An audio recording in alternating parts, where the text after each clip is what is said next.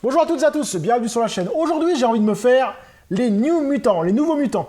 Alors moi, j'avais bien aimé les nouveaux mutants, mais au niveau comics, parce que pour ceux qui voient à peu près de quoi je parle, il y avait les comics, donc il y avait l'équipe à Professeur Xavier, et quand ces mutants-là sont partis, il y a eu des nouveaux mutants qui sont arrivés.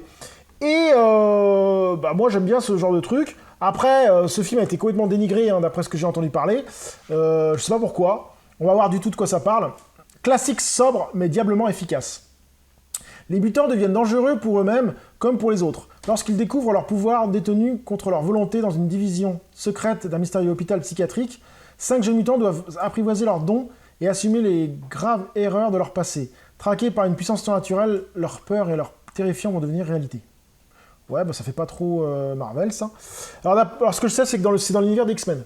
C'est dans l'univers des X-Men que ça se passe, donc voilà. Bon, après, l'univers des X-Men, normalement, c'est dans l'univers aussi de Marvel. Mais j'ai bien vu que la franchise est différente entre les deux. Donc on va voir ce que ça vaut, le nouveau New Mutant, quoi. C'est parti. A few moments later. Donc je viens de finir New Mutant, et ben... Pas mal comme film. Alors bien sûr, ça n'a rien à voir avec les Marvel, rien à voir avec les comics, rien à voir du tout. C'est plutôt un thriller horreur. Alors en fait, c'est comme si vous preniez un film d'horreur et vous donniez des pouvoirs aux adolescents et vous mélangez le tout et ça donne ce film. Et moi, j'ai trouvé ça agréable à regarder, un peu long au début. C'est vrai que le tout début, mettre en place des personnages, je trouvais ça un peu long avec l'intrigue. Pas assez d'horreur, pas assez c'est pas... En fait, on sait pas sur quel pied il danse ce film. Il y en a un côté super-héros, d'un autre côté horreur, on sait pas trop. Et c'est ça que je reproche au film, c'est un peu trop, ah bah oui, un peu d'horreur, ah bah non, un peu de super-héros, faut que ça plaise au public, donc on fait ça.